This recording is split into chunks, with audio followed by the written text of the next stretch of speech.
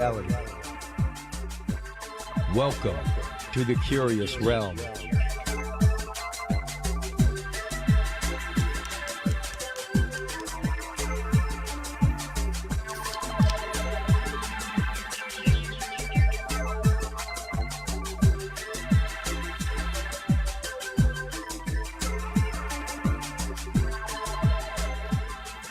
Well, hello everybody, and welcome to episode 15 of The Curious Realm. Chris Jordan, your host here, coming at you live from Austin, Texas. We are officially in the midst of South by Southwest. Welcome back, live events. Thank you to all the HC Productions crew that is out there slaughtering it. You guys are killing it this year, man. Thank you to all you folks. Thank you to all the event engineers out there that are making shows happen. Welcome back, industry. It's so nice, isn't it? Tonight, we have a couple of guests. Our first guest is our good friend, Archbishop James Cloud. We will be talking about Russian end-time prophecies, Russia and their relation to Gog and Magog from the book of Ezekiel in the Bible. The story of the dream that Daniel interpreted for King Nebuchadnezzar in Daniel 2. And how it relates to the ongoing issue in Russia, as well as the prophecies of Fatima and how they relate to what is currently going on in Russia. That will be the first hour. And get ready, folks. It's going to be really intense this evening. We've got that, followed by new good friend, Kathleen Marden. Kathleen Marden is the author of Extraterrestrial Contact, What to Do When You've Been Abducted, as well as Forbidden Knowledge, a personal journey from alien abduction to spiritual transformation. Kathleen has worked with MUFON for years. She has set up their protocols for their experiencer model, what to do and how to handle an experiencer and getting data from an experiencer, because it's totally different than getting just raw data from a field where there might be impressions or burn marks or something like that. So we're going to go into the intricacies of that, as well as her life growing up steeped in this and how it led to her being an intergenerational contactee by being related to Betty and Barney Hill of abduction fame. Really the first abduction case truly chronicled. So once again, some really interesting conversation tonight. Kathleen was a pre-record. We had a little bit of an issue the other day with our video system, so the video might be jerky, but I assure you the audio is spot on, folks. So sorry about that. Sorry about the streaming issues we have been having here on Facebook lately. It seems like those should have been taken care of. There were a bunch of updates that happened to our system and kind of slammed us all at once, so figuring all that out is always fun, but welcome back to Full Resolution. Tonight, man, I can't wait to get into it. We are going to be getting into that right after our News of the Week segment here, brought to you by the Facebook. Stop on by and join the Curious Realm group. Over 800 members there carrying on conversation about the esoteric, strange, things that mainstream media might pop up in front of you, but doesn't really want to have a conversation about. First article out of Catholic News Agency. Here's what you need to know about the consecration of Russia and Ukraine by Pope Francis. That's right, folks. The Pope has officially consecrated the Russia and Ukraine to the Holy Mother. So we will be getting into that and how it ties into Fatima. In addition to that, out of The Guardian, it's the right thing to do. The 300,000 person volunteer hackers coming together to fight Russia. Out of phys.org, California's first lab-grown mosquitoes may take flight. That's kind of disturbing. WashingtonPost.com tells us fearing political violence in 24, judges sentence January 6 defendants to probation through the next election. Yeah, like one of the guests, like one of the members said, probation. Wow. Vice.com, Ukrainian special forces have plans for an insurgency against Russia. And out of Hill.com, the Senate unanimously approves making daylight savings time permanent. How about that, folks? All that and more coming to you straight out of our Facebook group. Come on by, join it. Curious Realm is the name of the group. Our guest in this first part Archbishop James Cloud. He is an exorcist in the Order of St. Michael and the Archangel. He is also author of Walking with Ghosts, an exorcist memoir of the paranormal. Welcome back, James Cloud. How are you doing? I'm doing well. How are you doing? Doing fantastic, man. Like I said, other than my gout issue going on, don't know if I don't know if there's a patron saint of gout, but as a Catholic, I should look it up because as a sufferer, I should know it. You know, I mean, we got Saint Blaise. He's the patron saint of sore throat sufferers. Hey, there you go. So we got one for everything.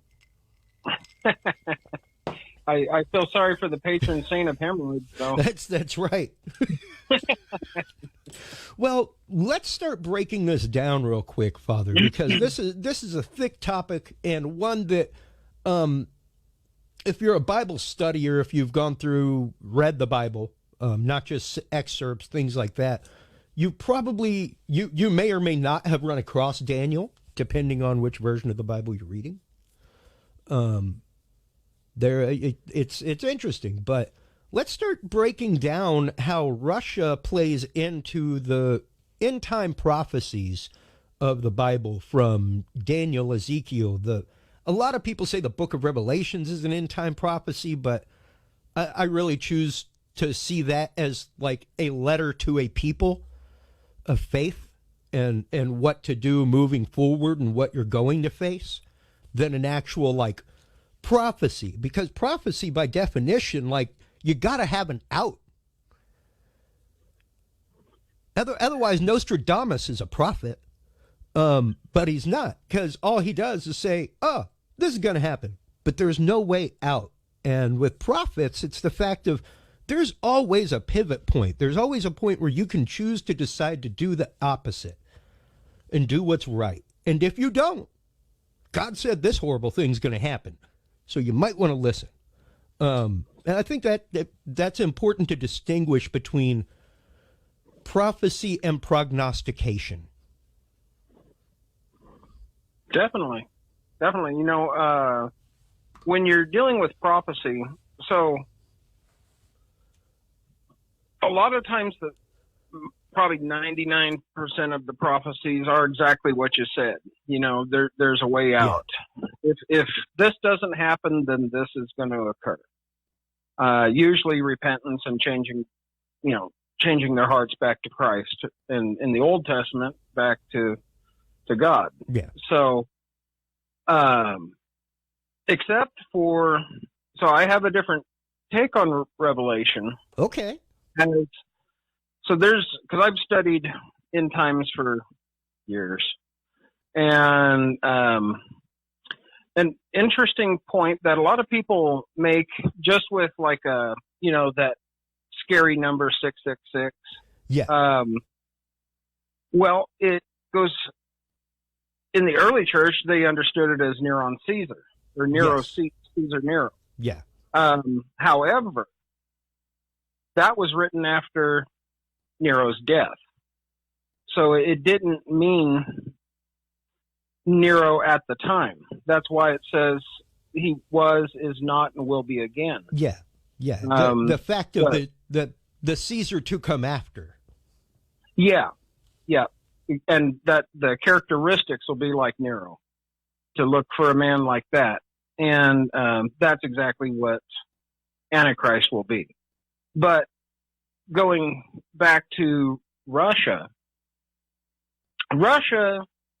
back in the old prophecies, it was called the land of Magog. So the Magogians basically lived there.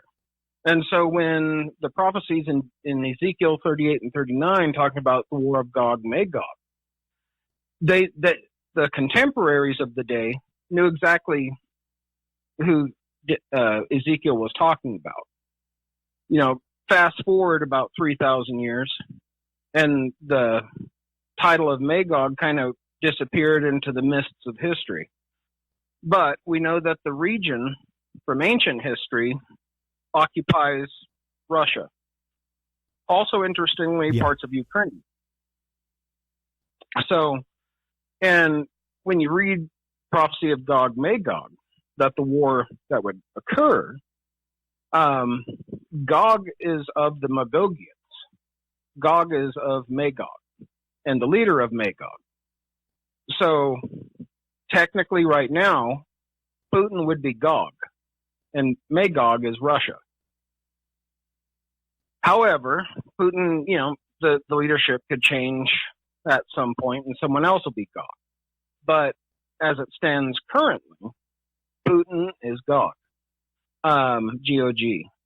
And yes, in that prophecy, it talks about, I'll just put it in modern terms because the listeners can look at Ezekiel 38 and 39 and see some of the older names, plus some names that are still current. You'll have Russia, Iran, Iraq, Syria, Gaza, Libya, Ethiopia, and Turkey, I believe it is. They'll all form a coalition to come against Israel. And that's the actual war of Gog and Magog, according to Ezekiel. Yeah. However, a lot of rabbis right now are saying that what's going on in Ukraine is the beginning of Gog and Magog, the war predicted in 38 and 39 of Ezekiel. So it's something to think about. And about a year ago, God has spoke to me in the past, and I just speak as he tells me. So I've learned that's just the best way to go. And rise or fall, that's just what I do. And so, but when he tells me something, it's never been wrong. So that's the good thing. But as the human side of me goes, oh, you're a little zealot. You're just imagining things. You're just this, you're just that. But I've learned just to speak it. And if I look like a fool, I'm a fool. Sure. But about a year ago, God told me that the war of Gog and Magog would begin within 2 years. And you have said numerous times on our show that we are in the midst of the beginnings of end time. And that's not to say 700 Club style or anything like that, where it's like, you need to send your money now. Yeah, no. Assure your place. No, but it's the fact of things are aligning. There is an overwhelming, Father, just movement in the world that's pulling people in all directions. Sure. Well, and then you have good old Klaus Schwab, the World Economic Forum, and all of the political leaders of the West falling in line with the Great Reset. The slogan "Build Back Better." Sure. That's actually a World Economic Forum slogan. Yeah. And every Western leader in this last election used it as their slogan or in their slogan speeches, because it's about resetting things to a global economy, a single digital currency, resetting the idea of nation states so that it's more of a global citizen rather than say a U.S. citizen. Sure. And I listen to both sides when the foreign relation experts talk, and one side is saying Russia bad, Ukraine good, that kind of stuff. The other side is saying, well, Russia and China are the only two big powerhouses left that are more focused on nation state rather than a global community. Yeah. And so it necessarily has to be brought under control or made to submit at some level. Yeah, so that is something that has definitely been hypothesized by guests on this show, that has definitely been excuse me. I have even posited the fact of, do not be surprised if you see basically what people akin to Project Bluebeam enacted, which was to basically falsify a second coming to unify people, and then double whammy with an invasion. But this dude is going to be the one that can save us all. And you know, there's a lot of plays that can be had with this, but I specifically want to read real quick the end of Ezekiel 38, which is actively a declaration from the sovereign Lord. In my zeal and fiery wrath, I declare that at the time there shall be a great earthquake in the land of Israel. The fish in the sea, the birds in the sky, the beasts of the field, every creature that moves along the ground, and all the people on the face of the earth will tremble at my presence. The mountains will be overturned, the cliffs will crumble, and every wall will fall to the ground. I will summon a sword against Gog on all my mountains, declares the sovereign Lord. Every man's sword will be against his brother. I will execute judgment on him with plague and bloodshed. I will pour down torrents of rain, hailstones, and burning sulfur on him, and on his troops, and the many nations with him. And so I will show my greatness and my holiness, and I will make myself known in the sight of many nations. They will know that I am the Lord. That's a powerful statement. Absolutely. And the fact of, oh yeah, you think you're the one in control. Let me show you what's going to happen. And yet, literal fire, brimstone, dogs and cats living together, mass hysteria. You know, it's all right there.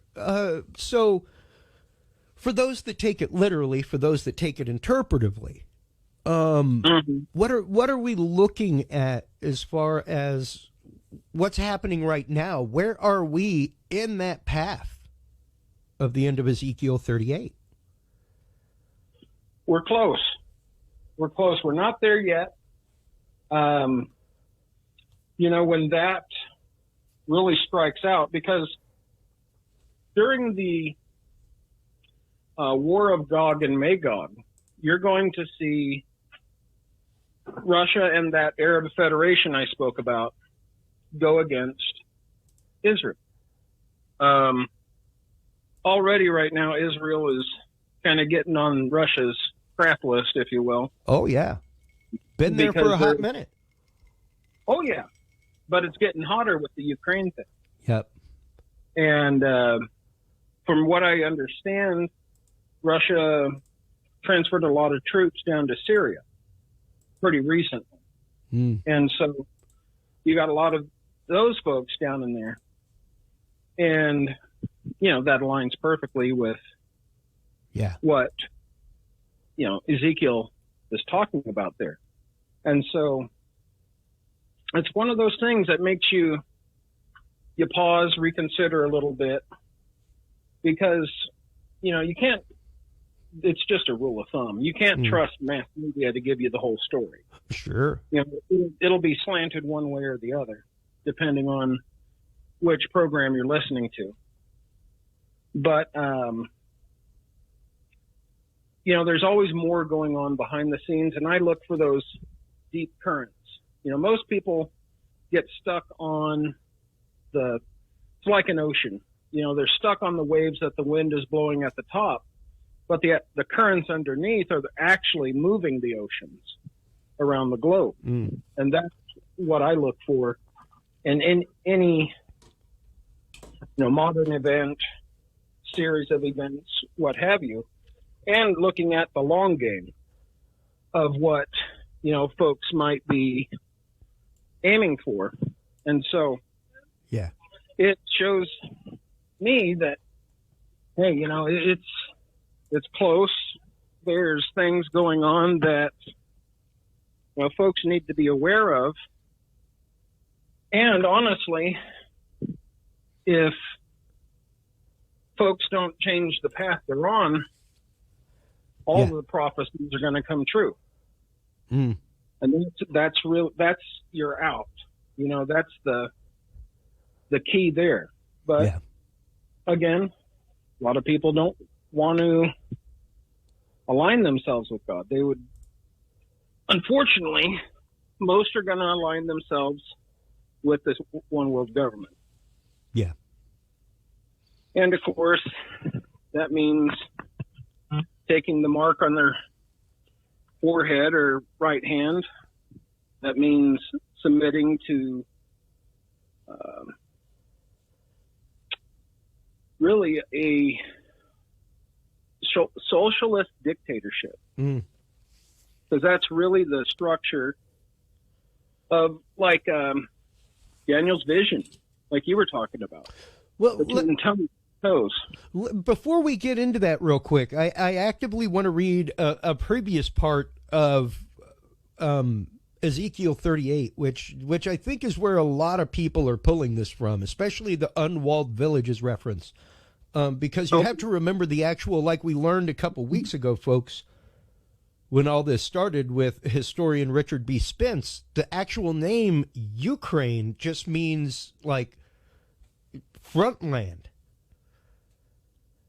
It was not an actual settled area. It was this loosely associated area that was in constant flex depending on the ranges of the countries that surrounded it. So the fact that they are referred to in this as, or at least people are interpreting this as being them, I will invade a land of unwalled villages. I will attack a peaceful and unsuspecting people, all of them living without walls and without gates and bars. I will plunder and loot and turn my hand against the resettled ruins and the people gathered from the nations, rich in livestock and goods, living at the center of the land, Sheba and Dedan.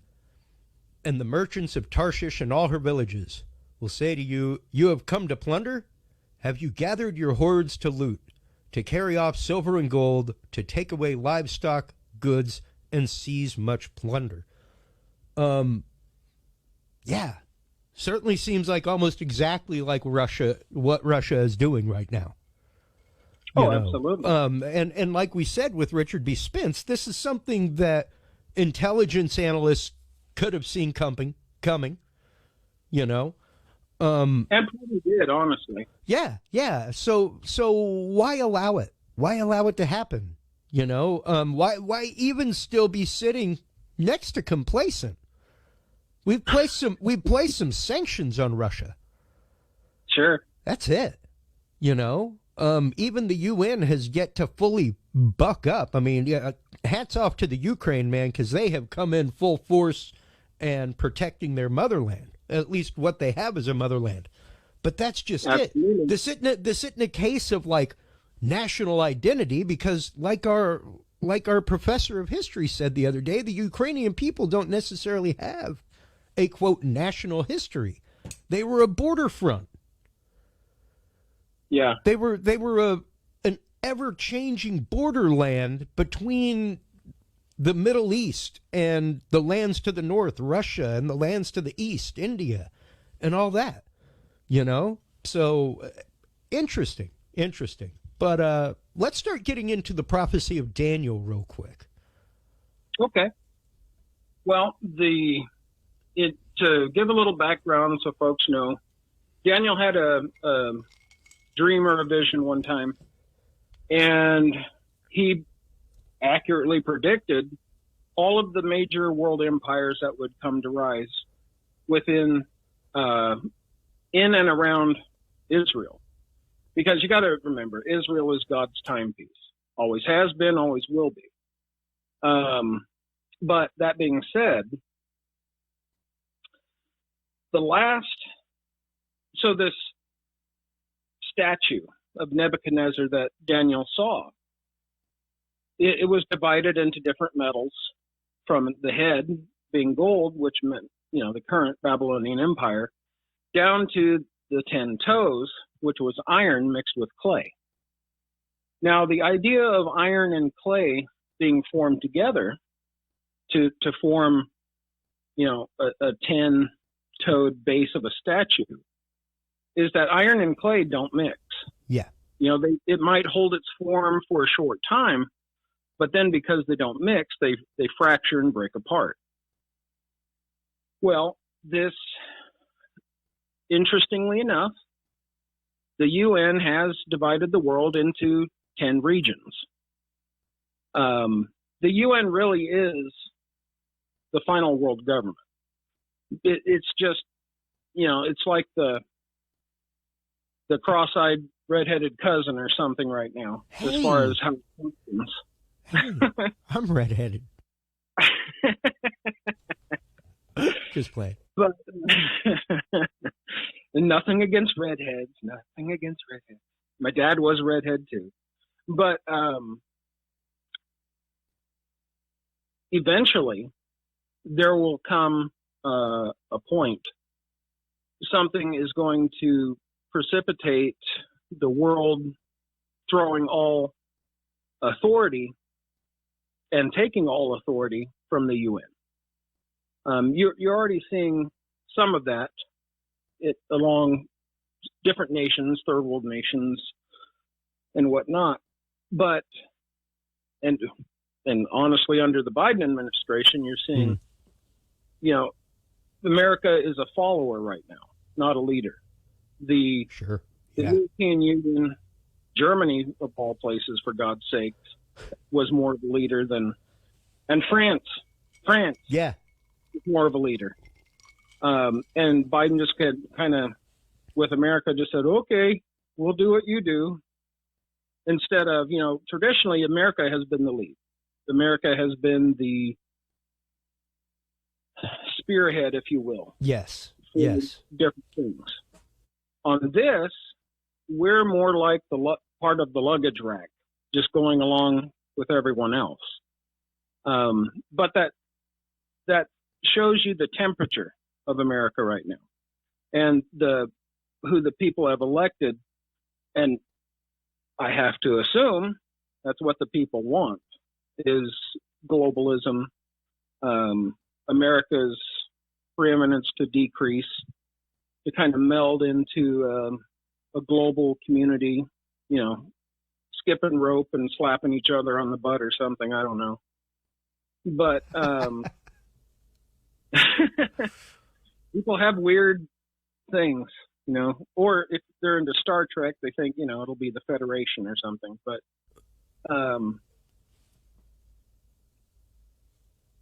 the way it's going, like I was saying earlier, the UN has divided the world into 10 regions. There's your 10 toes. And then trying to form them into one with all of the different cultural, racial, religious differences, it'll never stick. You might have the leaders, big smiles, shaking hands, but I guarantee you, the bigger the smile, the bigger the knife. And so, at the end, it does crumble. At the end, but keep in mind, through it all, Israel, and Jerusalem in particular, is a stumbling block. It is a heavy stone burden to the rest of the nations. And it is. And it is. And it was supposed to be. Because this is another thing too. A lot of theologians kind of subscribe to the idea that the church replaced Israel. And that, Israel basically ceased as a nation after Vespasian's destruction of Jerusalem in 70 AD. That's not the case.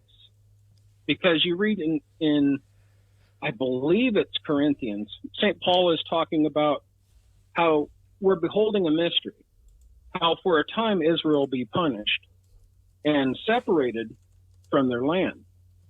But at the end, they'll come back as a nation in order for all of humanity who trust in Christ to be saved. So, and that happened in 1948.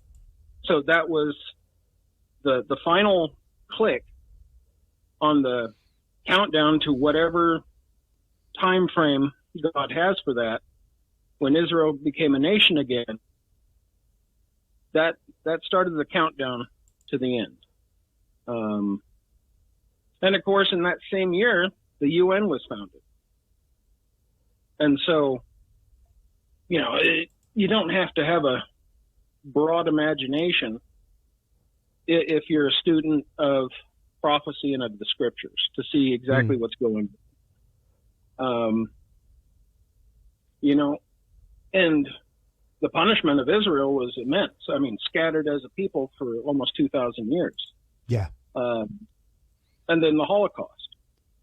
But the Holocaust served the purpose of reinstituting the nation of Israel. So there's, as a theologian, you have to look at the broader pieces at play on the chessboard. Absolutely. The Holocaust was terrible. If a person could go back in time and murder Hitler as a child, sure, of course, snuff that little sucker out. But you can't do that. So everything works in accordance with God's plan, even the demons. And even, you were talking earlier about the abductions and whatnot and experiencers. Yeah. I was abducted at 4. I'm an experiencer. My whole family was an experiencer. Yeah. And generationally, going back. And when I walked around holding hands with this golden alien thing, they said we serve the great king. And they're not like the other ones, but we serve the great king. Yeah. And as an adult, I look back and go, oh, I know who that is. And so even they're subjected to God's will and plan. And I wouldn't be too shocked at either Project Bluebeam or some false flag attack. Aliens are attacking us and killing us, blah, blah, blah. They've been preparing all of the world with their alien invasion movies and stuff for years. And the reality is they're the watchers. They're the sons of God, the Beni Ha-Elohim of Genesis 6 that crossbred with humans. They're the divine council out of Psalm 81, I believe it is. So everything that happens, good, bad, ugly, or otherwise, furthers God's plan. Even Lucifer and the demons have to have only a certain leash that they can do, and they do more on certain people because those people are given a longer leash to do something in their life. And for those of you who may doubt this, let's take a hop back to the good old book of Job, where God's just straight kicking it with his angels up in heaven, talking about things are so fantastic, things are so great that even this dude who isn't even a Jew loves me. Look at him. He can't stop singing my praises. Poof, up pops Satan in the middle of the heavenly court hey, how's it going, guys? Job, huh? Cool. Mind if I toy with him? Yeah, you can do anything but kill him. You can do anything but kill him. Well, at first it was you could do anything but touch a hair on his head. Yeah. Which is why he went after his cattle and his children and his wife and his land. And so, even the demons are a part of the heavenly plan as a whole when you look at the forest and the trees of the situation. And it's pretty rare to hear a man of the cloth who wears a collar say that, Archbishop. Do you think that is your experience as, what is it that gives you that unique lens to the scripture? Well, honestly, I love the scriptures. I love my Lord Jesus Christ with every fiber of my being, and I would happily die for him. I have no qualm about that in the slightest. Someone put a gun to my head and said, "Renounce Christ." I'd like, pull the trigger. It's all good. Do it. But I think the things I've went through in my life too, from being an abductee at 4, then having, special insights and stuff after that, being able to see, hear, spiritual entities and whatnot, the shadow people growing up, me finally getting in to the position as an exorcist and taking the battle back to them, and protecting those that can't protect themselves. Just also, I love history. I love science. I love quantum mechanics, quantum physics. I love to understand the broader things. And, I often smile to myself when, these atheistic or at least agnostic scientists are claiming, about DMT, the God particle, and this and that, and how everything's held together by an unknown power and blah, blah. And I just smile. I go, Scripture says, in him we move and live and have our being. It's no surprise or secret. It's God. Yeah, he might be the special particle that you haven't discovered yet, but that's him. Yeah. Well, go ahead. Oh, I was just saying, it all goes to prove to me that God is active in the lives of mankind. The life of mankind. He is active. Everything in creation, whether it be an interdimensional being, whether it be which dimensions actually, to me, prove the spiritual world. We just call it a different name in the scientific community versus the theological. We say it's spiritual. They say it's dimensional. There is no difference. It's the same thing. Yeah. These sons of God that interbred and were up and, came down from heaven in Genesis 6, the divine council in Psalm 81, they had DNA. How could they reproduce if they didn't have DNA? And it wasn't like in Genesis 6, they just went, we'll go ahead and genetically modify our specimens. No, they had sex with human women and produced an offspring, which from a purely scientific perspective, you have to have close enough DNA to reproduce. Yep.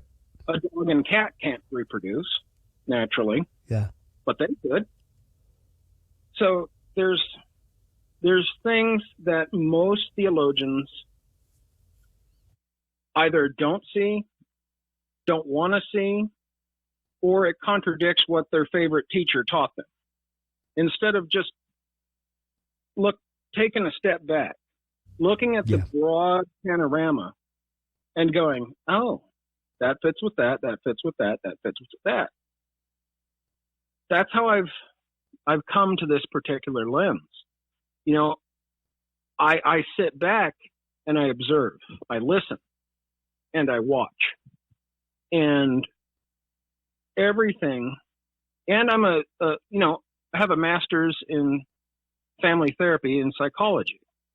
And so I know also how psychological manipulation works. I know about psyops, psychological operations. I know how you get people to do what they want to do. It's truly the proverbial frog that you're slowly turning up the heat.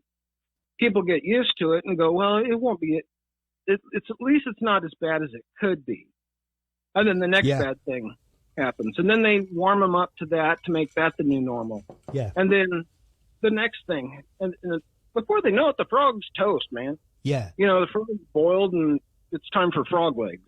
It is a slow and steady process of desensitization. Sure. Literally. No different than, and it never really dawned on me. 'Cause I grew up watching horror movies, and I mean ultra gore horror movies, Padre. I wanted to be a special effects guy. Okay. So for me, like if we had a couple of head loppings and a full body burn and stuff, it's a quality movie. Sure. And it never really dawned on me till I dealt with death in my family. I'd seen bodies. I'd been to funerals, you know. Sure. But it never dawned on me how desensitized I was until the day I was driving down the road. And there was literally a body in a bag on the side of the road. And my day just kind of went on. Sure. You know, and I was like, wow. The utter desensitization to the violence, you know, it doesn't take long. It doesn't take long, but it also doesn't take long for that to root itself in, like you said, in the world of trauma, in the world of PTSD as well. Absolutely. So, before we let you go here in just a couple minutes, let's talk about what's the way out. What's the way out? We were talking about the concept of prophecy and the idea that there's always a way out with prophecy. How do people start digging at an angle, I guess?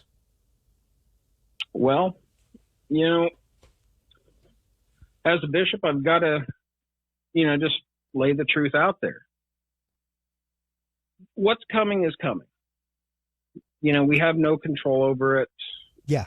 Literally, we're in the passenger seat of a crazy boat. And the only way out is to turn to Christ. That is the way out. You know, Christ said, I'm the way, the truth, and the life. No one comes to the Father except through me. Now, we can either accept that at face value, or we can call Christ a liar and say, no, you're just a way, a truth, a life, not just a. And at the end of the day, the events are going to play out. You know, as far as the events for the end of the age, because that's preceding Christ's return. Christ, when he first came as a suffering Messiah. He was the Lamb of God slain from the foundation of the earth. When he comes again, and he is, he's coming as King of Kings and Lord of Lords. And anyone who has not submitted will perish, because we've now had 2,000 years to get our acts together and to do better. Yet each generation appears to get more wicked, especially in the United States. I mean, every type of debauchery is okay now.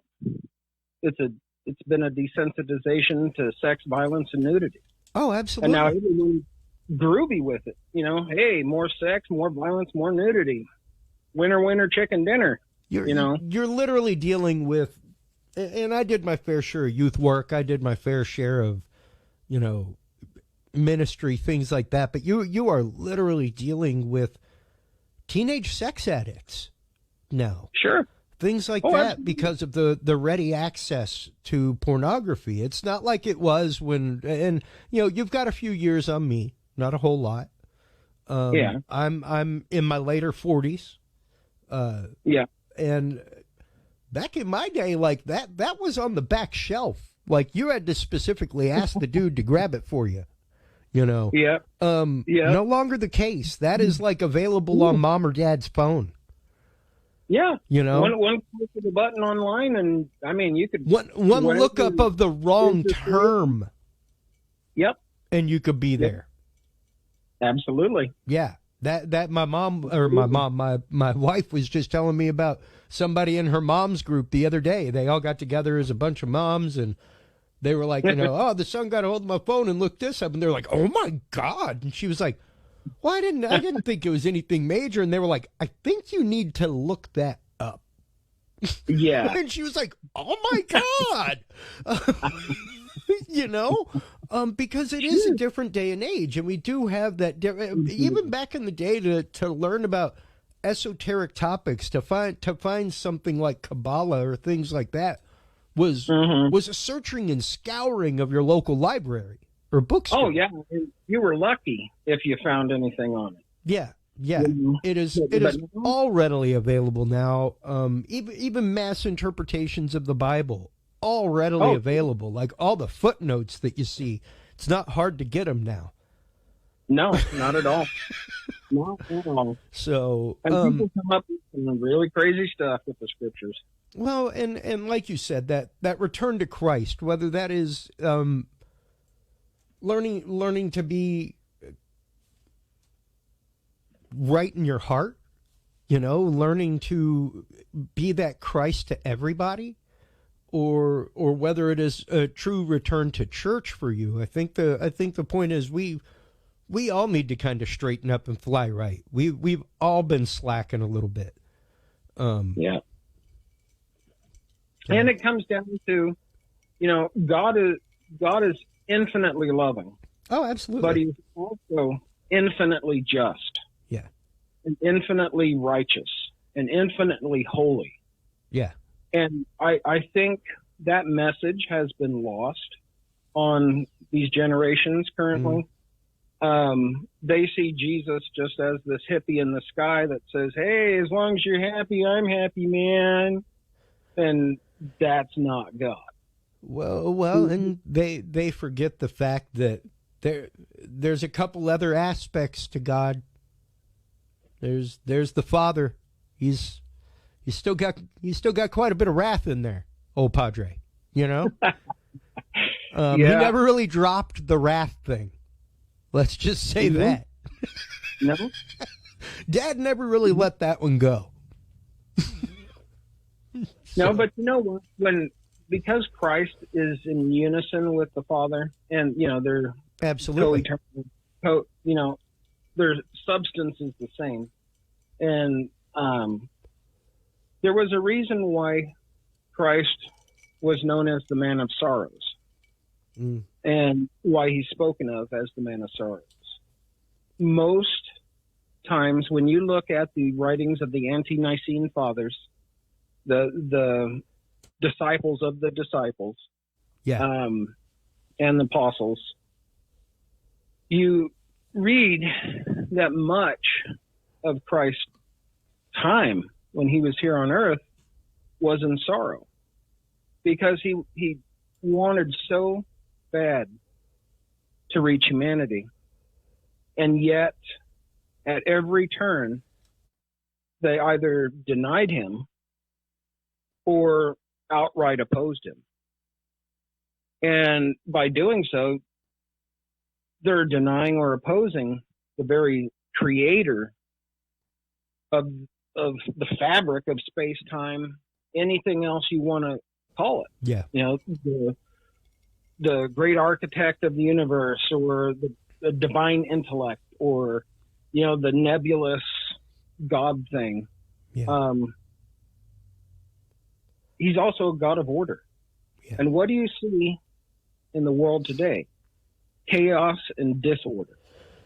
Disorder in the families, disorder in the judicial system, disorder and chaos in our personalities, the way we treat each other, and everything else.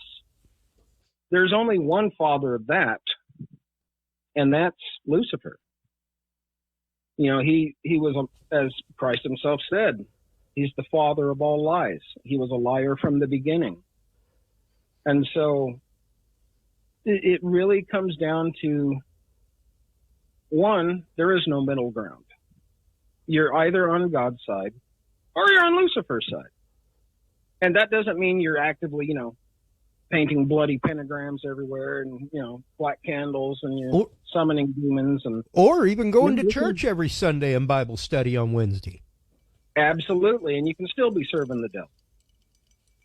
And it really boils down to one thing that I have really taken as my own motto is thy will be done.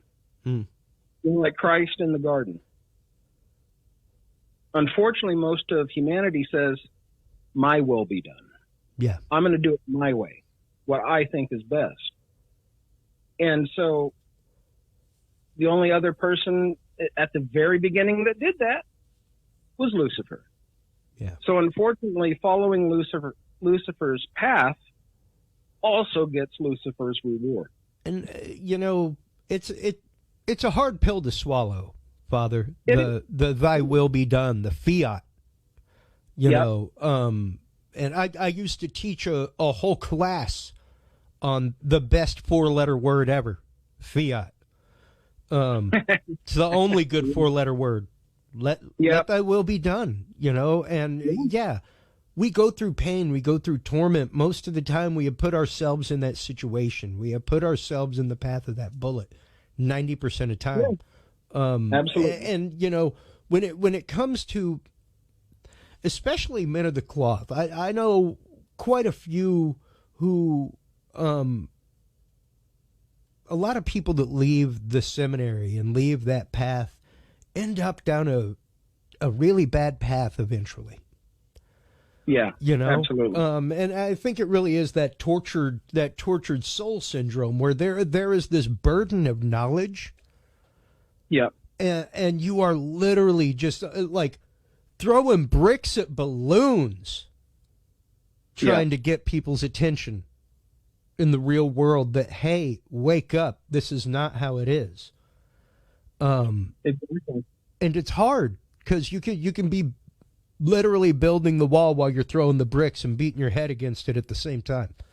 And it can be hard to live with that knowledge and live with that burden, and yet still be loving and caring to your fellow man who is stepping in every pile of everything everywhere he walks and tracking it with him. Well, and something I had to come to grips with when I was younger as a minister, I always felt like I was getting frustrated and stressful that people weren't listening, and they weren't coming to the knowledge of Christ. And finally, I don't know if it was the Holy Spirit or I just sat my own butt down. Most likely it was him, because I doubt I would have thought of this. He reminded me of the scripture, no one can come unto the Son except the Father draw him. Mm. And so I sat with that and I heard this voice. You don't save anyone. I do. And if all you are required to do is tell them. Yep. And if they accept, wonderful. If they don't, you've done your job. Yeah. Dust shake your feet and get the dust off, and don't let it bug you, because they're not rejecting me as a minister. They're rejecting the words of the Father. Yeah. They're rejecting that capital T truth that they're being exposed to, which is sadly, ignorant. Ignorance, folks, is literally having been exposed to something and choosing just nah. Yeah. That's ignorance. And that is the root of so many things that are near and dear to people's hearts, Father. And it's so interesting that we are having this discussion in the middle of Lent. Because I think it's really important. I said it a couple weeks ago whenever Mardi Gras happened. Even whenever I was involved with my church, things like that, I was never a give something up. I was a take something on.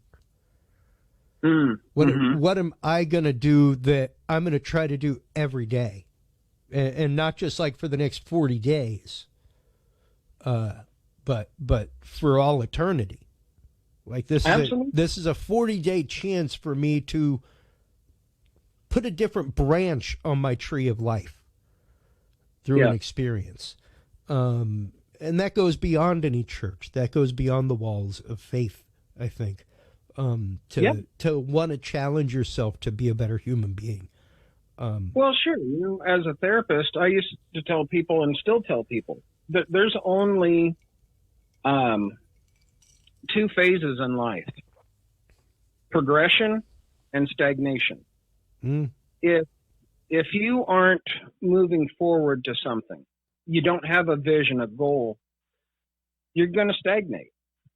You'll start going down this toilet bowl of, depression, stress, irritability, because you feel unfulfilled. You're not,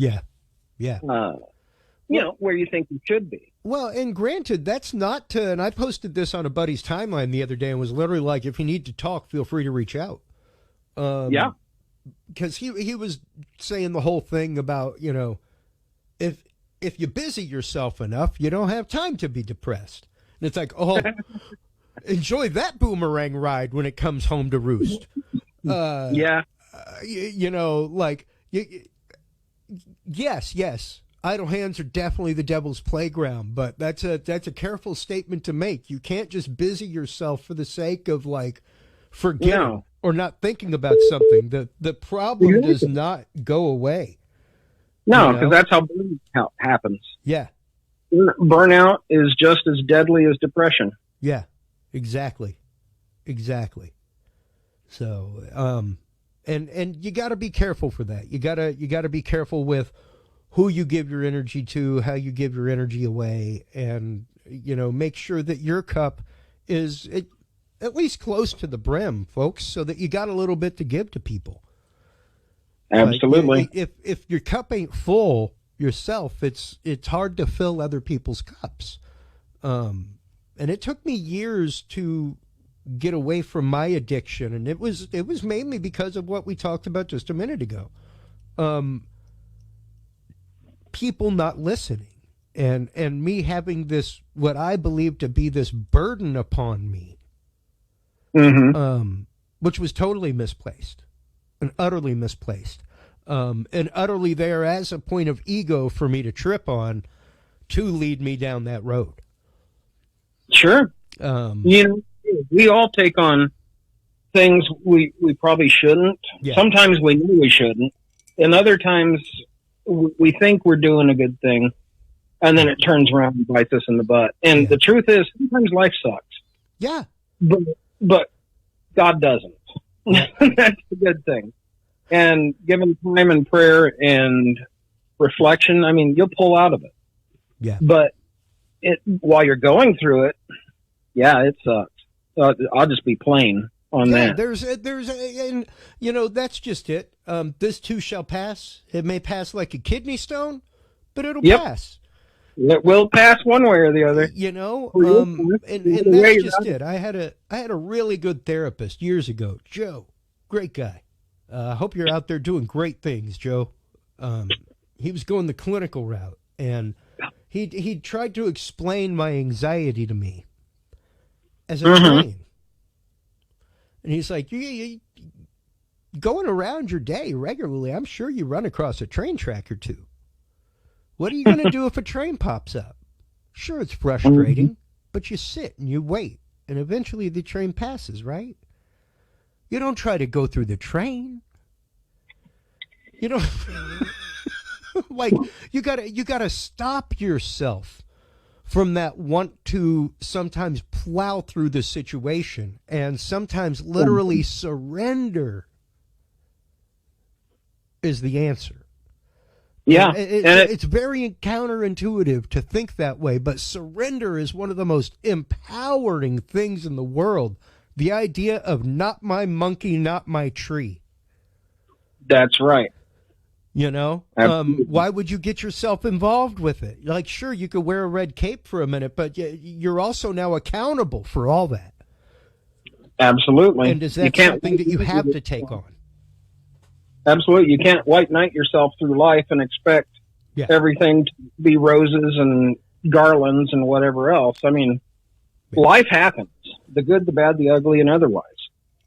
But if you have something that sustains you through it all, which, for me as a bishop, it's Christ. My faith in God pulls me through anything and everything, and has pulled me through anything and everything. Yeah. And I tell you, you'd never regret aligning yourself with God, ever. Yeah. And you might when you're mad at him, and he understands that, and you cuss at him, stomp your feet like a 2-year-old. Well, you know, like me and God it'd been a long time since me and God had a knockdown drag out like that.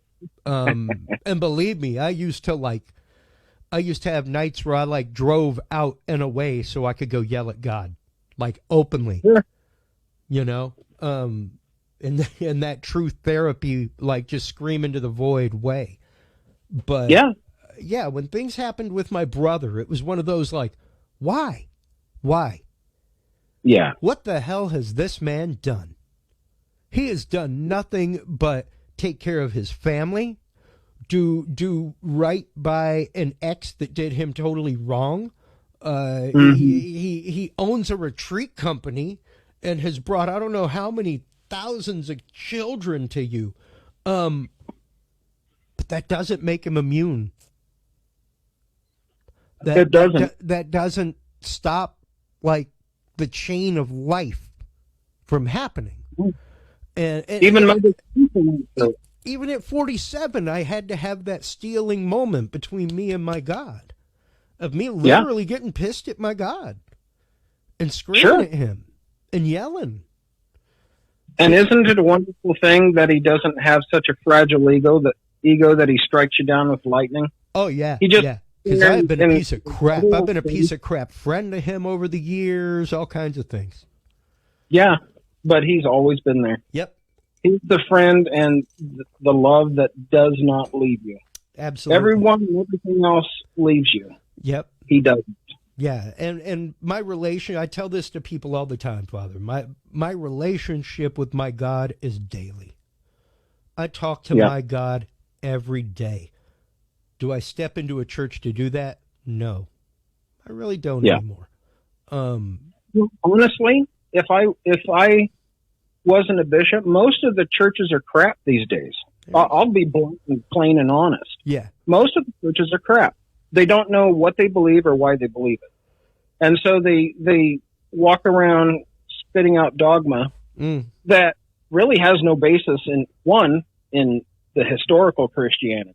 Or in the big red words. In biblical history, Christianity. It's all self-help, pop psych, hey, let's slap each other on the butt, have a good time, and call it church. Yeah. That's not church. That's entertainment. Yeah. Well, it does rate well on Sunday morning. Oh, yeah. It rates well. I know I saw a certain Houston preacher every Sunday when I lived in Maine. Yeah. I lived in Maine and caught that broadcast every Sunday. Oh, wow. Yeah, yeah. And I watched it because it was like, hey, there's my hometown guy, you know. And there's just, hey, as a producer, I've done that kind of production for churches and for mega churches. And there's, you know, there's a different level of production that's going on there. It's super fun. But is it the word? Is it the word in action necessarily all the time? No. And I would venture to say it's not word in action 99% of the time. Yeah. It's a feel-good country club. People go to eat food, check out each other is wearing. Yeah, we're going to go and do the bowling alley on the left part of the campus after church. Yes, and we'll have our tea and crumpets in the foyer this evening. And yeah, we'll have a short little like cappuccino Bible study with pastor's wife. And we'll have a puppet Bible study with a act out a scene from the Bible. Hey, it's like I think you and I think we got something going on here. Actually, hold on. I mean, I'm there with you. You know, the modern church reeks, and I can't imagine what God thinks of it. I can't imagine. I'd love to say he's rolling in his grave, but that's just tasteless. But before we let you go, Father, let everybody know where they can go to purchase your book, Walking with Ghosts. Of course, it's available on the Curious Realm store, but how they can get a hold of you if they are someone under oppression spiritually, if they are somebody who might need a religious ritual cleansing of their property, their home, themselves, a family member. Tell everybody where they can go for all that. Yeah. for me, myself, I'm in South Dakota now, and I don't travel too far. But we do have a network of exorcists that can meet people and help them and whatnot. I will say honestly, if there's a Christian with enough faith, anyone can be an exorcist if they have the faith. But that's the thing, that you have to have that faith, otherwise you'll be torn up. And that's what makes an exorcist versus just your average minister or just your average priest. Because I've known priests that run out of haunted houses. Absolutely. But as far as getting a hold of me, they can contact my group on Facebook, Paranormal Researchers, Paranormal Research Investigators of St. Michael, or PRISM. They can contact that. They could send me a private message on Facebook too. I'm on there. That's fine. I don't mind that. I might not be able to find someone in their area to help them, but I'll absolutely be looking around or advising them to find a local church that actually believes in or exorcism. Yeah. Because very few do. Most pastors and priests will just brush you off. Yeah. But I'm there to at least advise and to get them on the right track, if nothing else. Exactly. But as far as my book, it's on Amazon. You can find it there. And like you said, it's Walking with Ghosts, an Exorcist Memoir of the Paranormal.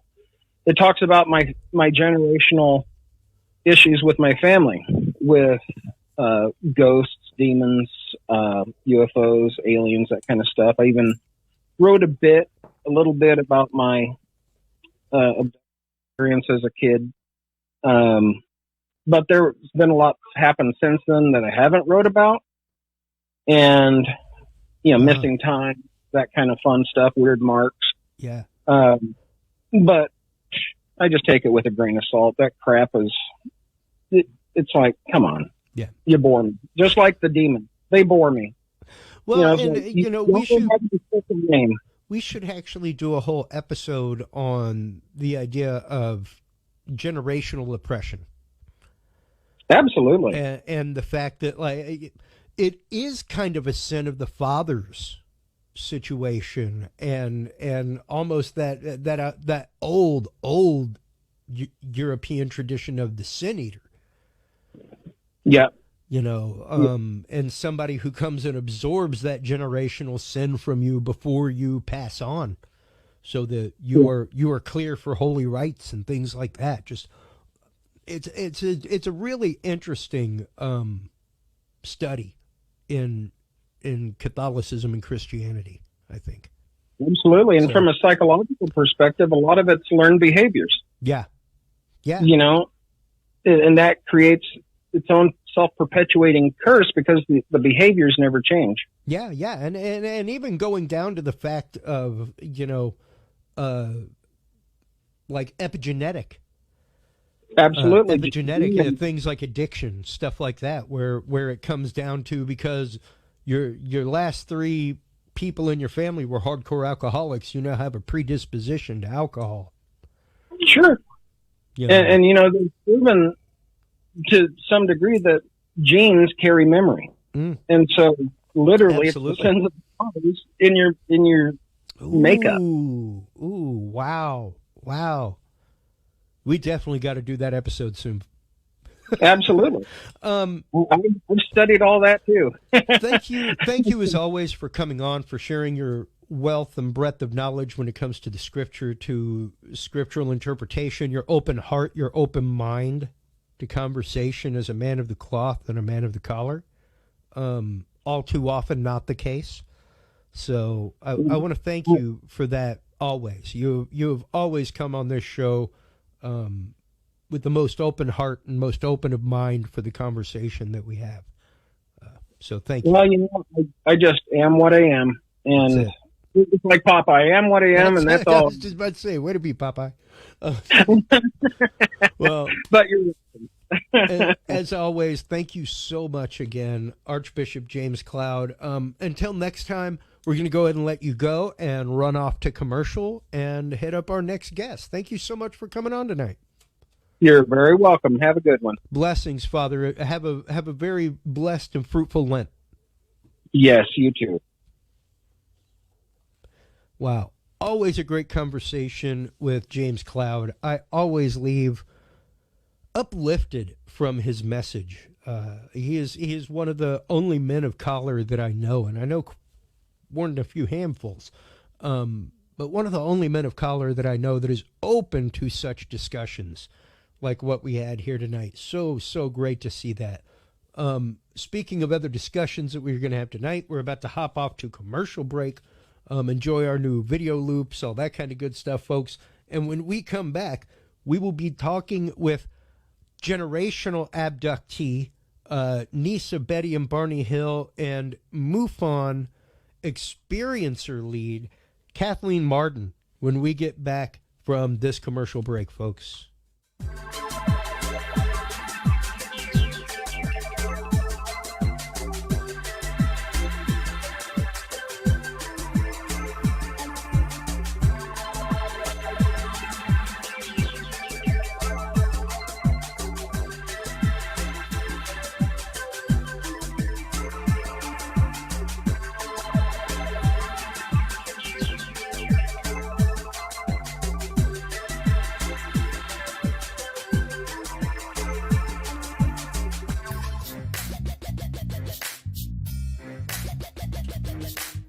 With the rise in attention to the health benefits of cannabis and cannabinoids, including CBD, True Hemp Science has become one of the premier providers of full-spectrum CBD and CBD-related products.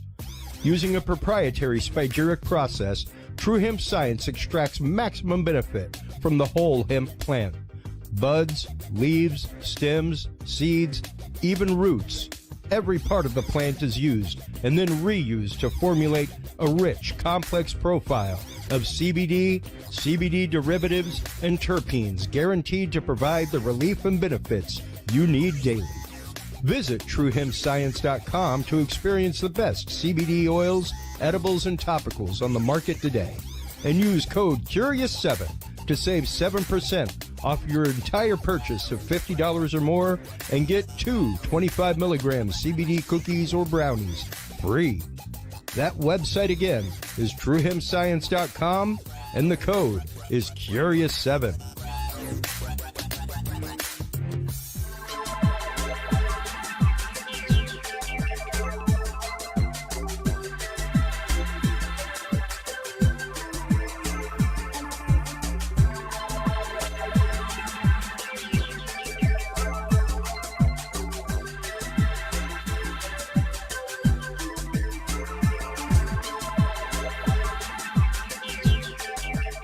The Curious Realm Podcast is your source for the latest and greatest news and events in the world of the paranormal, esoteric, and forbidden knowledge. And there's no better way to spark the conversation than with items from the Curious Realm store. Choose from fan favorites like hoodies, mouse pads, coffee mugs, and more. Buy books and items from your favorite Curious Realm guests. Get your hands on the latest gear for paranormal investigations and experiments we discuss on the show. Open your web browser and stop on by the Curious Realm store at curiousrealm.com/store to buy the latest Curious Realm wear and out-of-this-world gifts for yourself, your family, or a mind. That website again is curiousrealm.com/store.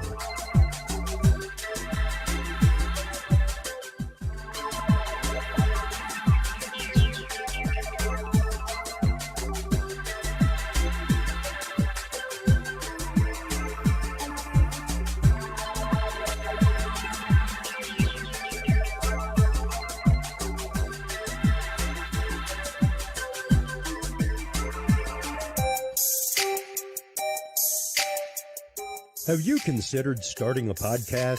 Looking for a way to make your business a voice of authority in an industry? Then Podcast Cadet is the solution for you. Whether starting a podcast for yourself, your brand, business, school, church, or just plain fun, Podcast Cadet is here to help you navigate the waters of the podcast industry. Specializing in one-on-one consultation and training with industry professionals in fields ranging from podcast technology and editing to distribution, monetization, and even social media strategies.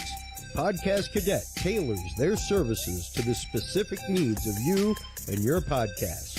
Do you already have a podcast and trying to find ways to engage and grow your audience? Sign up for your Podcast Cadet audit today and let us help you explore new and exciting ways to leverage your content and elevate your podcast brand to whole new levels.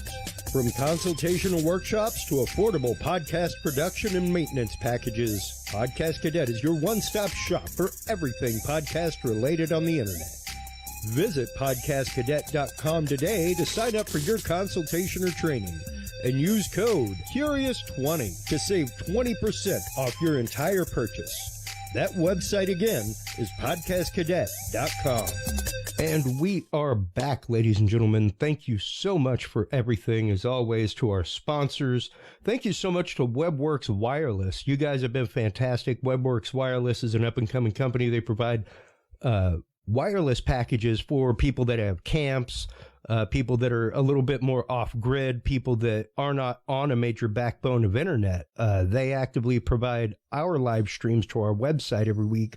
They are also our live stream sponsor for all of our live streams on location for great and amazing things like the 52nd annual MUFON conference coming up. I cannot wait for that.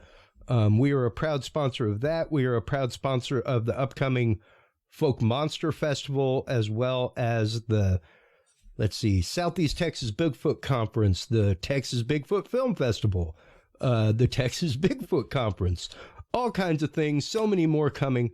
Our guest in this second part is Kathleen Marden. She is the author of so many books. The two that I have here in my library are Extraterrestrial Contact, What to Do When You Have Been Abducted, as well as her new book, Forbidden Knowledge, A Personal Journey from Alien Abduction to Spiritual Transformation. Kathleen has been involved with MUFON for numerous years. She is a field investigator. She is a good friend of our friend and guest, Seb Talk. Welcome to the show. Kathleen, how are you today? Thank you. It's great to be with you. I'm doing terrific. Man, I am so excited to have you on the show. Like I told you in the pre-interview, I have been into your work for years. I love your writing. And the topic of abduction, I think it's almost one of the dirty secrets of ufology, sadly. Well, you know, you hear so many things about crop circles, everything else, but when you get to the point of abduction, you lose a lot of people. And it's kind of sad because that is one of the things that that is a close encounter of the fourth kind, is abduction, folks. So let's get into real quick, Kathleen, before we get into your realm of work, what you do for MUFON, all of that. How did you come into the world of ufology? How did you get involved with this?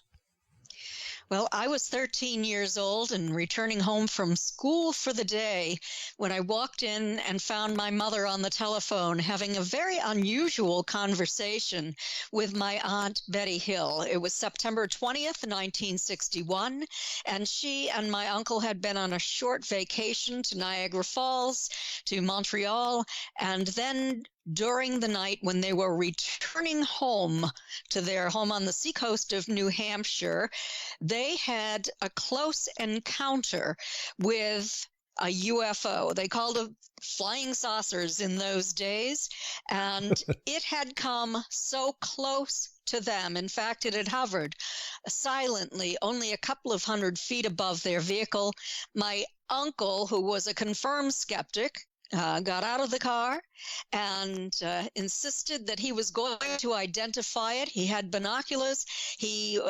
When he stepped away from the car, it moved to an adjacent field. It was still hovering now about 100 feet overhead, and it was starting to descend in his direction. There were so many mysteries in that case, and I watched the unfolding of these events, of my aunt and uncle's response to them. They made a Project Blue Book report to the Air Force. They made another report to the National Investigations Committee on Aerial Phenomena.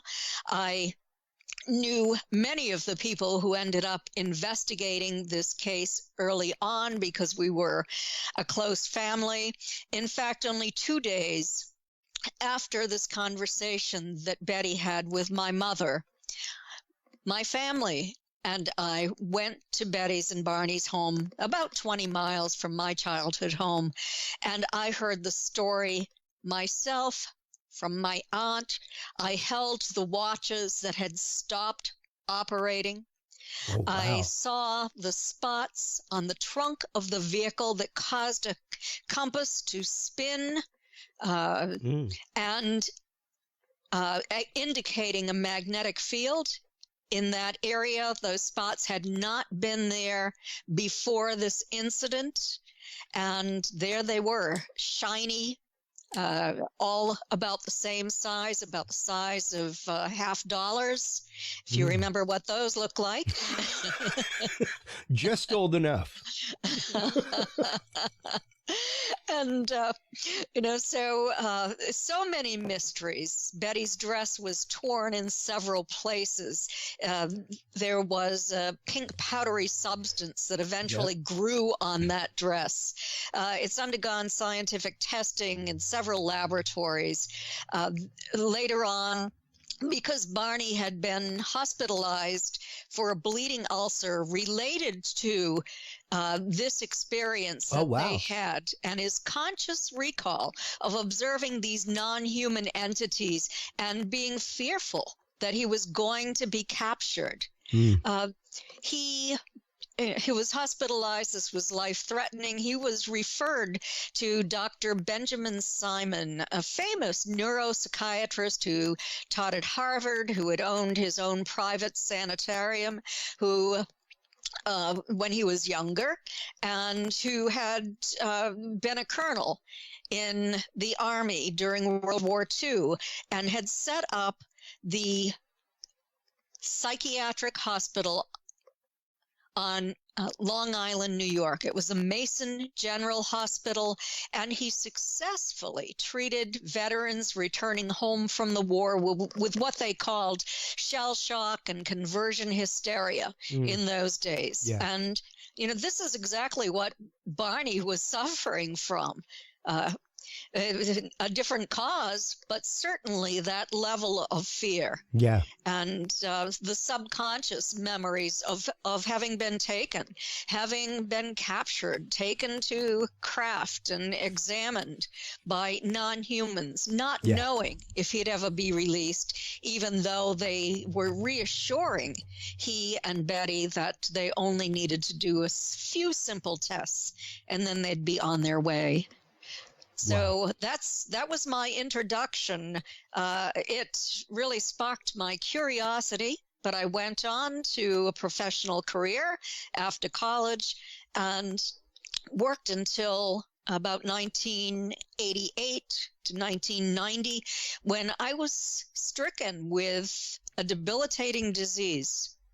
And I had to leave my profession. I was incapacitated, unable to walk unassisted. And finally, I started to become a little bit better, but my condition waxed and waned. I was seeking intellectual stimulation. I had a dream of being a writer. I had originally begun to study that when I was in college. I talked to my Aunt Betty about it, and she said, "Oh, Kathy, don't do something like that. You'll never make a living as a writer. Become a social worker like me." There you go. Tons of money in social work. Oh, yes. Oh, absolutely. But think of all the benefits that you get, the health insurance and the paid vacations, that sort of thing. Well, I was left without a career because I wasn't well enough to work. Yeah. And I thought, something I could do for intellectual stimulation is investigate my aunt and uncle's case. I could do the research, the investigation, familiarize myself with all of the files, interview Betty, drive along this route if I'm well enough, or somebody else can drive us. Yeah. And that's what I did over a period of many years because of that health condition that I had. I no longer have that. So I've been free of illness since 2012. That is great. Yes. So I'm extraordinarily grateful for the healing. Absolutely. And I have written about that in Forbidden Knowledge. That's just one of many things that I wrote about. Well, and that is one of many notes that I have sitting right here on my upboard in front of me, is the healing that comes along. And you actually quote that. But before we get into that, there was a part right here in your chapter Discovery that I wanted to get into, that you mentioned about your uncle Barney, that I have mentioned so many times with our good friend and guest Terry Lovelace. Yes. And that is the fear that comes along with these things, the literal stymieing fear where you don't know what to do or how to react. Despite the fact of, Terry at the time being not only a trained military person, but a trained EMT, somebody who was trained to react in emergency situation. Even he was stymied by his experience. And there's a part that I'm going to quote it right here. An incredible 78% reported that they are becoming increasingly psychic, and 50% can facilitate healing in others. Telepathic communication with ETs is possible in 88% of experiencers, sometimes on craft and sometimes in their own home. The troubling fear response by experiencers in our study alerts me to a serious need in the UFO abduction contact community. And I think that fear plays a big part in a lot of things, not only in wanting to come forward, tell your story, to understand, like Michael Carter has said so many times on our show, the fact of not knowing who else to share this experience with. And, especially back before the days of the internet, before chat rooms, things like that. Like, how did you even find that support? Yes, and it was nearly impossible to find support. Yeah. Back in those early days, you were aware of certain researchers such as Bud Hopkins, David Jacobs, and then later John Mack, Dr. James Harder. But there were not that many people who were public, even investigating these phenomena. Yeah. So it was extraordinarily difficult, and people lived in terror. They held it inside because they couldn't risk speaking with someone because they would be laughed at. They'd be asked what they had been smoking or drinking, or oftentimes they'd be told that they were insane and they needed to see a psychiatrist, or that they were possessed by the devil and needed to get onto their knees and pray. There's a little bit of that still occurring today, but I've taken many steps toward assisting experiencers toward understanding.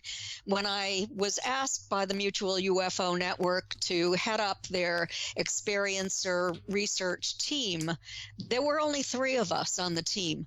I didn't know exactly how I would proceed, but I began with Denise Stoner and a team of other specialists by developing protocols for the investigation of an abduction. MUFON didn't have those protocols in place at that time. We did that first, and then I started to talk with experiencers who were just getting in touch with me, who wanted to have the opportunity to speak with someone without ridicule, someone who would respect them, who would be empathetic toward what they had to say, and would not pass judgment on them. Yeah. And this team, I was very quickly ready to quit because I had no time left in the day. There was so much demand. And so we ended up with 50 over a period of 10 years, 50 people who are trained listeners, who are kind, compassionate people. And also we had, by the time I left this position, we had, I believe it was 5 to 7 PhD psychotherapists, MD psychiatrists on that team who worked as consultants to the team and met with us. We all met once a month. We still do. I'm a consultant to the team now, sort of an advisor. I've stepped down because I'm involved in other things. I don't have time for everything in my life. So so that's a little background about what I've done, in addition to writing 6 books. Well, and of course, working with the likes of Stanton Friedman for many years, in the field, working with experiencers. And I think one of the things that, of course, like you said, people are afraid to come forward because of ridicule, things like that. Even in Terry Lovelace's case, it's the fact of he was a sitting lawyer. Imagine how many cases would have been asked for reevaluation. Absolutely. Things like that. So, and when you talk about, especially people like the fire in the sky incident, things like that, it's not necessarily the best thing in the world to come forward for your life. It's just the opposite. If it's ever made public. Yeah, like my poor Mike Weston is in a sad state. Because of things, and people don't understand the fact that, you will lose jobs, all kinds of stuff whenever you come out with this. There's a reason why Aaron Montgomery's book is called Dirty Little Secret, because it's not easy even to come out to family with it. Absolutely. What has your experience been with this, Kathleen? Because of course, part of what you get into in Forbidden Knowledge is once again that healing concept. Let's get into that real quick. And like you said, there was the contingent that had healing abilities. There are about 80% of experiencers are now experiencing psychic abilities, things like that. Yes. Well, that is very interesting to me because I've wondered what has caused this. And thankfully, we've had the Omega 1, 2, and 3 studies. The 4th study is taking place as we speak. And the first 2 were done by 2 professors at the University of Connecticut, Kenneth Ring and Christopher Rosen. And they did a comparative study of near-death experiencers and experiencers of ET contact to determine if they had anything in common or if they were different. And what they found is that experiencers of contact had all of the characteristics that near-death experiencers share. And in addition to that, there's an indication that there is more trauma in their lives because this experience, when you don't understand it, can be incredibly traumatic. So, absolutely. I mean, I have only experienced sleep paralysis episodes. things like that. I actively have anxiety attacks in my sleep. I don't know how that's possible when you're literally the most relaxed you can be. But those are terrifying enough, even knowing what they are. So I can't even imagine the PTSD, which is what we now know as shell shock, things like that, you know, what your uncle was diagnosed with. Yes. And yeah, it's not a pleasant experience for most, whereas most people, most books I've read, most people I've interviewed who have had the near-death experience, it is a transformative and a stealing point in their life where they realize that they have a chance to do something different. They have a chance to change. It's not really something where they leave with a whole lot of like, whoa, what was that experience? And questioning their existence or what's happening, you know? Most of the time they leave with a mission. Not so with abduction. That's true. And, you know, it makes me wonder what brings about this near-death experience kind of change in experiencers of contact.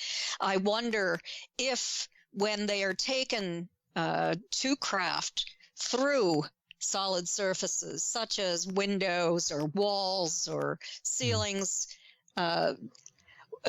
does this induce a near-death type experience in them? Because let me say first that I've spoken to three brilliant physicists about this, but two of them at a more lengthy level. But all of them said to me, well, remember, 99.9% of the atom is empty space. That's right. And theoretically, everything has a vibrational frequency. Nothing is completely solid. That's right. And if you can align frequency and phase, then atoms can interpenetrate. So all you have to do is adjust that frequency and that phase, and you can pass bodies through solid surfaces because they're no longer solid. You know, what we think of as solid, we've already done it in a laboratory using neutrinos. We're just technologically not there, but someday we will be. So then you have to ask, are these ETs, as we call them, using this kind of technology, or are they simply interdimensional? And do they have interdimensional portals that carry humans to their space? And maybe both is happening because I have many reports of both of those things occurring with experiencers of contact. So I find it incredibly interesting because... go ahead. No. Go ahead. Please. Because experiencers of contact and near-death experiencers look at the world differently. They view themselves differently after. They develop, some of them become mediums. I know many experiencers of contact who are mediums. They have electromagnetic anomalies in their homes. They have light orbs that seem to have intelligence coming into their homes, that sort of thing. So it seems that they move in a certain direction beyond the solid three-dimensional humans that we think of living on this planet. Wow. And, you know, just to throw out a theory and a concept here, there's a scientist with a unit called the God Helmet, who was actively experimenting with near-death experience type experiences. And of course, this is all done through magnetic field, things like that, magnetic resonance through the skull. And there have been numerous instances of people in MRIs having the same sort of experience, the bright light, things like that. It would be very interesting. Of course, the technology that any ET civilization would be using would be highly magnetic in that RF field. for levitation, things like that. So to know, like you said, the scientists said, all you have to do is match that frequency and vibration. Much like you take any piece of metal and stick it to a magnet, and later on you can pull it off and it's a magnet. Yes. Because the electrons are now aligned the same way. No different than the experiencer in this case, it seems like, where almost they have shifted into that vibration and are now, like you said, able to see and experience that on a more regular basis. Yes, absolutely. It does change an individual at the deepest core of their existence. And they develop these wonderful capabilities of being telepathic in the presence of extraterrestrials, sometimes with one another, of developing the psychic or intuitive ability, of becoming empaths where they can sense or feel illness in another person's body as if it is their own, to sense the emotion as if they are experiencing it themselves. So that's another psychic sense that experiencers develop. There are many changes, and it is profound. And experiencers, I know, need a place where they can go to feel comfortable. Yeah. And many have gathered on social media groups for experiencers where they can speak with others, where they can gain support for themselves. My book, Extraterrestrial Contact, What to Do When You've Been Abducted, is a comprehensive guide for experiencers of contact on the different types of contact, what to do when you've had this contact, the stages that you go through from denial to finally acceptance, the different characteristics we share. Yeah. And it's interesting because so many, the phenomenology that somebody goes through, the arc that somebody goes through after their experiences, almost sadly like victims of abuse. Mm-hmm. The attachment, and even sometimes the utter wanting to deny the fact that it happened to them. Absolutely. Barney did that. When he arrived home, he said to Betty, "Don't ever tell anyone this. Oh, wow. No good can come of it." And she called my mother and told her, and then when Betty and Barney went out to the spots on the trunk of the car with the compass, Barney said, "We'd better forget about this as fast as we can." Wow. That was his reaction to it. It's normal to attempt to forget about it, to deny that it happened. Most people who have talked to me, and I've talked to probably a couple of thousand at this point, have said in the beginning, I know that this is going to sound crazy to you. And I have to reply, no, it's not going to. I have a background in the mental health field. That's what I studied in college. And I have an incredible amount of knowledge about contact at this point. And none of it sounds crazy to me. I know the difference between mental illness and a real experience. Well, and let's get into that real quick, because I think that is hugely important to understand. These are not things that, and granted, that's not to say that there are not people who do not experience similar things, who do have mental health issues. Absolutely. But there is a great number of cases out there that are fully unexplainable as to how they happened, but fully real in the case that they did happen. And let's get into that real quick. Well, yes, they are incredibly real. People who have had these contact experiences generally remember a little bit of it. They have conscious recall.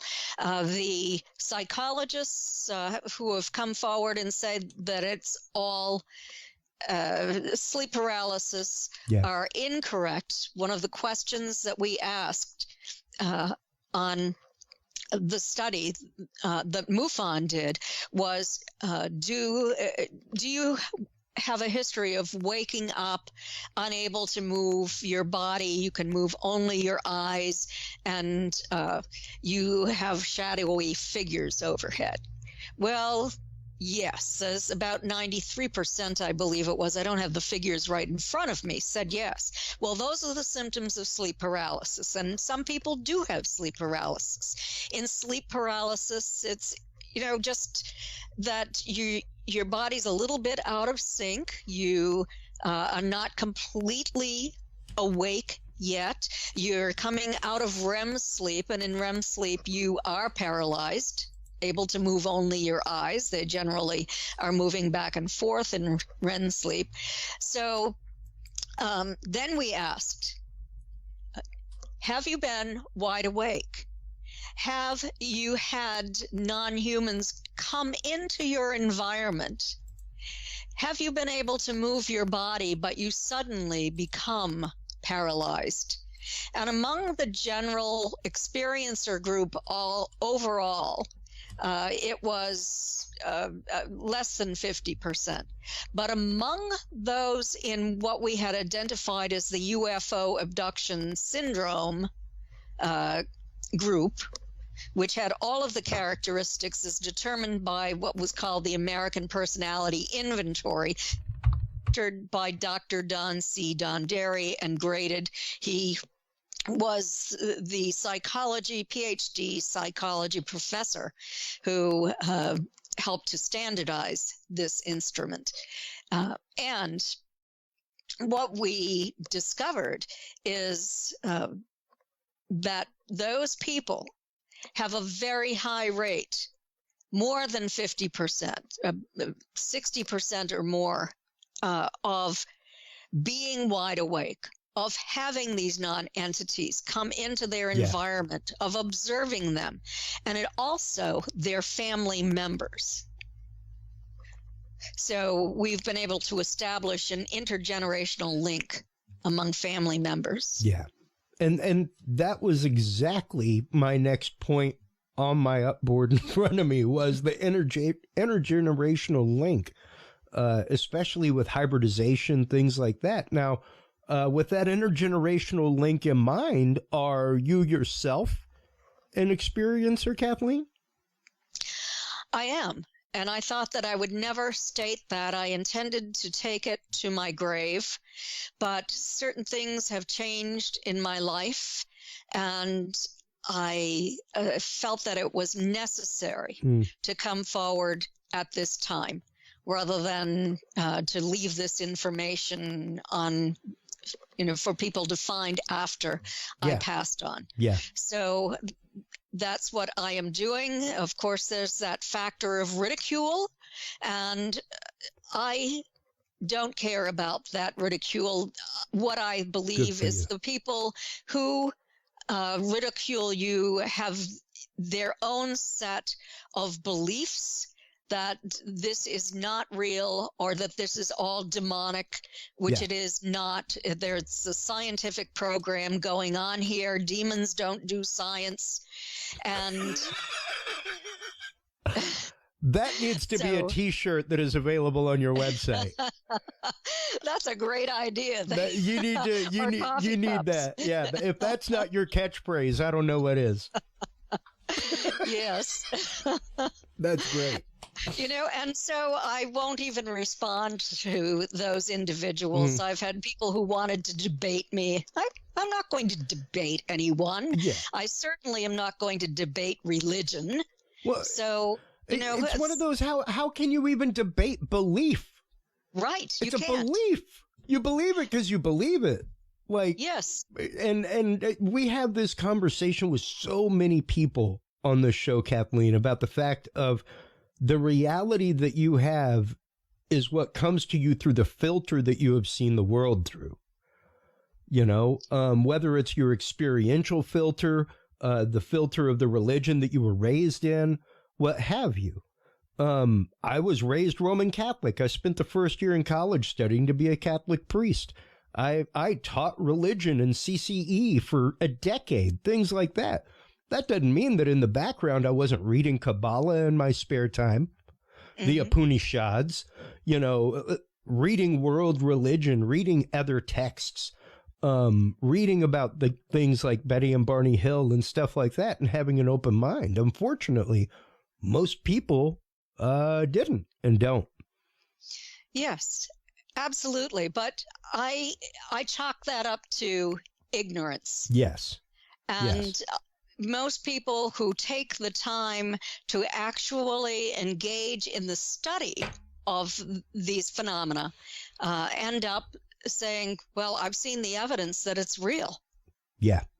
It's those who don't seek the evidence, who prejudge, who are having the great difficulty and who are coming forward with scathing rebukes of people who do have these experiences. Well, it was shortly after my first experience with a shadow person at the foot of my bed, and a moment of sleep paralysis. And I remember at the time telling this was the beginning of my departure from the church spiritually. And I remember telling at the time my spiritual director about this experience and asking him, you know, what the church teaching on it was. Was there a church teaching about the paranormal, you know, ghosts, what have you? And he's like, well, not really, Chris. You know, we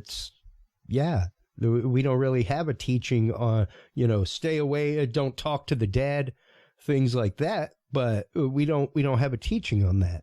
I'm like, that's funny because you literally asked me to believe in something due to spectral evidence. Like you as a point of faith. So, but yet still you're telling me that my experience isn't real, that what I felt, what I experienced, wasn't real and will not be acknowledged. And that's too much of a leap of logic for me to bridge. I couldn't. Well, like I was literally genuinely coming to you for a question, for an answer to a question. You literally were like, we don't even acknowledge the question. Right. Yes. It's like, does that mean the question doesn't exist, guy? Yes. You're literally telling me that evil is stalking my soul around every corner. Right. You know, there is good and evil in this world. Absolutely. I'm convinced of that. Absolutely. And we have to, as individuals, program ourselves and our lives in order to deal with these negatives and positives, and try to bring as much positive as possible into this world and eliminate the negative that is attracted to many people who have behaviors and that cause these negatives to be attracted to them. Yeah. But let me tell you, it's a sort of a sad story. I have a friend whose mother passed away, and because of her religious indoctrination, when her mother came to her to speak to her after her death, my friend rebuked her as the devil. Wow. Which it's such a sad circumstance because so many people have told me that their loved ones have come back and left some kind of a sign for them, either the scent, speaking to them directly, something that they valued greatly just shows up, drops out of the sky, so to speak. And it's so sad that someone's mother comes lovingly in, and that individual rebukes that person as evil. Yeah, absolutely. And even to rebuke somebody's experience of abduction as evil. Yes. That's no different than, pardon the expression and the equation, both from the experiencer side and the abductee side, as well as those that have been sexually abused. But that is just like telling a rape victim that, nah, that didn't happen. Precisely. Like literally, a really good you analogy. could not be piling onto the PTSD more. Absolutely. Absolutely. By just denying it outright and saying, well, I appreciate that you think this happened to you, but no, it really didn't. Like, you are literally adding to the level of PTSD that person is experiencing. You absolutely are. And think of Travis Walton, for example. Here is a young 22-year-old man who is just taken from the woods where he was working on his way home after dark from work and goes missing for 5 days. Now, that was enough to cause trauma and fear in Travis. But add on that those who made it a point to attempt to destroy his life, those who ridiculed him, and also Mike Rogers, who attempted to paint Mike Rogers as a criminal, which, I mean, that is simply unforgivable from these disinformants who had an agenda to destroy people. Absolutely. Who had credible cases of contact. Well, like I said, Mike, I would love to do a whole episode sometime, and I'm getting ready to approach Mike Rogers about it, about the horrible rabbit hole that this can lead your life down. Absolutely.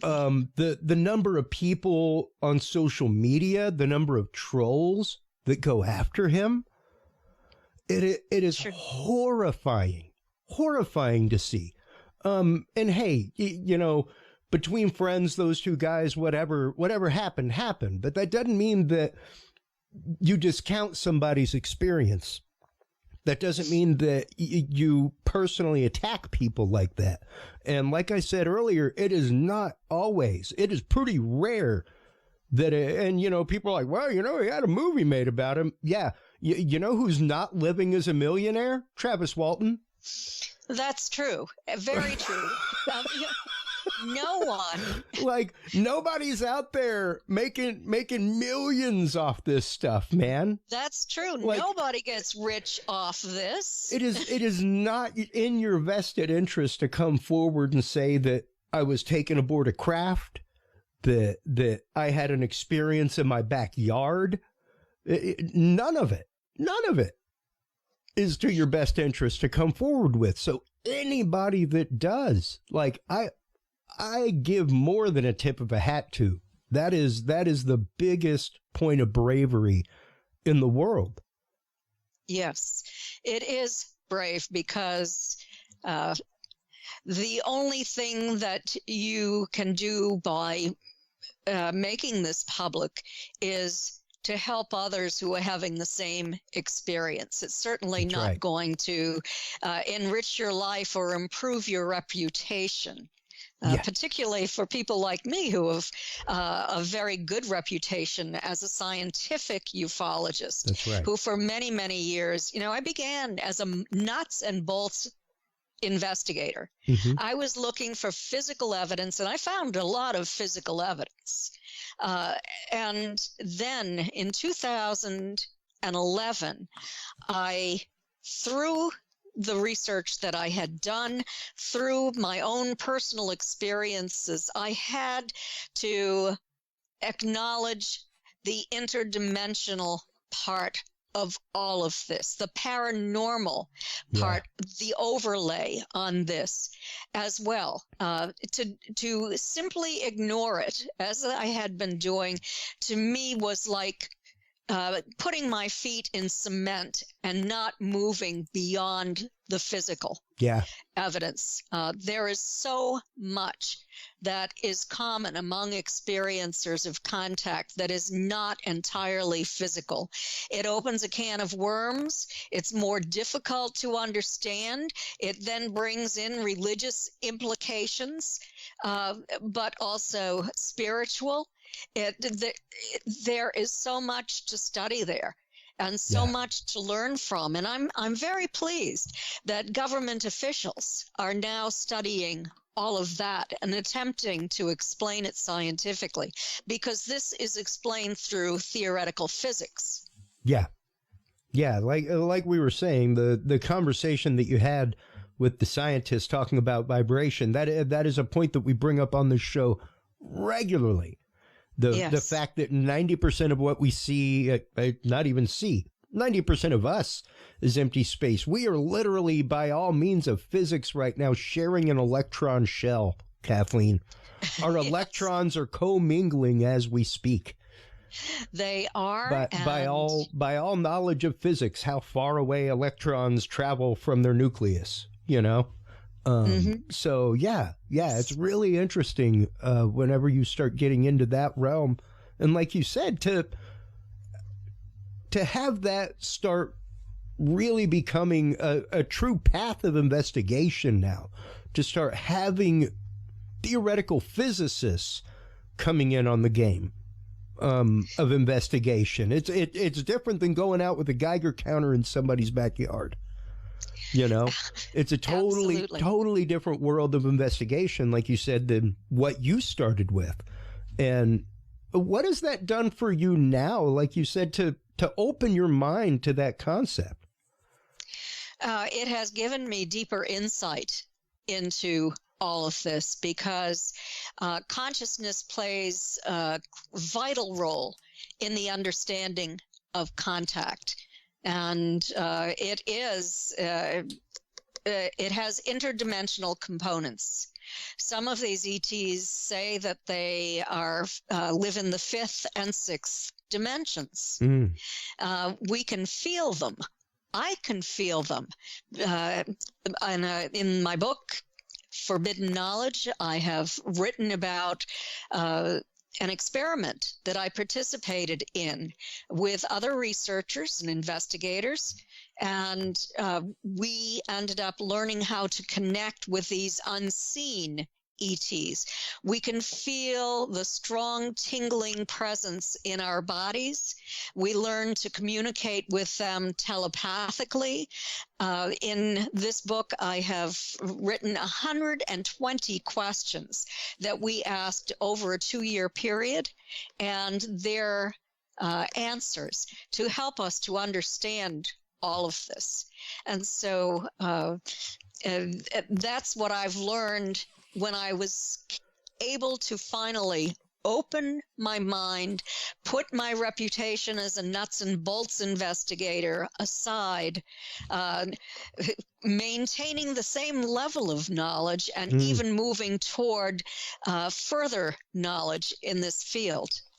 Jacques Vallée found this a long time ago. I met Jacques Vallée for the first time in 1967 when he visited my childhood home with a team of scientists to work with my aunt and uncle on a psychophysics experiment, which we think of today as a CE5 experiment. Interesting. That was one of the many things on my board is now, I'm a CE5 member. I've only done a couple of exercises, things like that, but I've been looking at setting aside a lot more time for that. What is your opinion on the CE5 protocols? They work. I don't know if they work for everybody, but a lot of people have tried them and said that they work. And these entities in their craft are coming into their environment. Sometimes they communicate telepathically. I know some people who have actually had them materialize in front of them. And I have taken part in these CE5 protocols, and sometimes we have had certain things occur. I in my first experiment, I attempted to call in a craft. I told them earlier in the day that I'd love to see their craft. I had a green triangle show up, kind of a fluorescent green. Oh, wow. Outside my home in the clouds. It looked fairly large, about the size of my thumbnail or larger. Think of the full moon as being the size of an aspirin at arm's length. And I didn't know for certain what it was. My husband didn't look at it, but he said, "Oh, that's probably fireworks in somewhere in one of the neighboring towns." Yeah. Well, the next day I looked in MUFON's files and I looked elsewhere, and I discovered that there were a group of people in the next town over who saw the same craft. Oh, wow. So I was pleased with that. I've been with others who we've been told to go outside and look, and we would see things. I've never seen craft as close as I would like to see it in any of these experiments. I've seen craft that has come in, and I've watched it come in as red-orange craft coming from the distance, and then suddenly it will just like explode in front of me. And I have been shown a whirling circle over my lake, about 35 to 40 feet in diameter. It is not a school of fish swimming very rapidly. It's not a duck in the center paddling. Wow. This is a turbulence in the lake. I've been shown 3 grayish orbs with amber centers bobbing along my lawn. So I've been shown a number of things by these entities that we learned about in this experiment that I talk about in the book. Wow, that is absolutely incredible. And before we let you go, one last question that I had for you. The Council of 8. Yes. If you can, explain that to the audience real quick, because the Council of 8 is, of course, prominently featured in Forbidden Knowledge. What is the Council of 8, Kathleen? I have just talked about an experiment that researchers and investigators and I took part in. It was a secret project that ran for a period of 2 years. We were charged with the invitation to study this, to attempt to acquire scientific evidence that it was real, or to simply dismiss it. Was the man involved in communicating with these non-human entities delusional? Was he attempting to perpetrate a fraud on us? Or could we experience evidence that this was real? We, in the end, were able to measure a temperature change in the room when they came in to introduce themselves. For the 5th and 6th dimensionals, it was more than a 5-degree increase in the area of the room where they were standing. For the 9th dimensionals, there were 2 9th dimensionals, there was more than an 8-degree temperature increase. It's measured with a laser thermometer. We could feel a very strong electrical tingling in our bodies in their presence. It was what I believe was as scientific as we could possibly be in this study. We invited skeptics to come in as well eventually, and the skeptics saw nothing of what we were able to see. And what I was able to conclude, and others who took part, is those of us who could get into our right brains through meditation, for example, by raising our vibrational frequency, we're able to experience these phenomena that we could see and we could feel in our bodies. But those who were in their left brain and who were vibrating at a lower frequency were not able to. Yeah. So it was an incredible experiment. I've devoted almost half of the book, I believe, Forbidden Knowledge, to this, opening up this forbidden knowledge that first came into the U.S. government and the Canadian government officials' lives in 1954. Yeah. Yeah. Programs like Operation Stargate, stuff like that, where they were, full on testing remote viewing. That kind of stuff that people like Hal Puthoff were involved with that. Yes. All kinds of things. And just like Stephen Greer says, I just actually watched the documentary about CE5 again yesterday as I was sitting out in the living room working on a website. And yeah, just the idea that they're more scared of this because individuals are able to make that contact outside of their system. Yes, absolutely. And since the government had the opportunity to meet these non-humans and to even be given pieces of technology and to be able to move us along on an evolutionary scale and to make our lives easier, no government in the world would do this because no one was willing to share this with other countries in order to put all of this together to develop this technology. And so what the ETs did is they went to the people. Yeah. And they said that eventually more than 50% of the population will know this is real, and they will, at that point, there will be a tipping point. Yeah. And everyone will know, and everyone will be raising that vibration, which so many people around the world are doing through these CE5 contact experiences and through meditation today.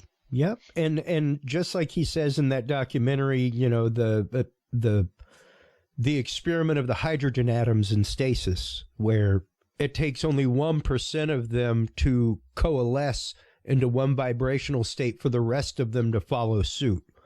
It doesn't take that much. I mean, the point we make on this show all the time, Kathleen, is that it less than 20% of the American public took place in the American Revolution. Yes. Less than 20. It took less than 20% to change that tide and to change the way that we all live our lives now, every one of us. So it doesn't take an overwhelming majority to change the way things are. And I think that's where most people's mindset is, sadly, is that they think that like until 80% of people accept this, that it's not going to happen. And that's not the case. I believe that you're correct in this. And people only need to open themselves up to learn and to learn how to protect themselves too, because there is negativity that can come in. And I've written about all of that in Forbidden Knowledge and some of it in Extraterrestrial Contact too, and what to do about that, how to protect yourself. Yep. Yeah, because you really do have to remember that anytime you're doing that, you're peering through a window. That window looks both ways. You got to make sure to shut the curtains behind you, so to speak.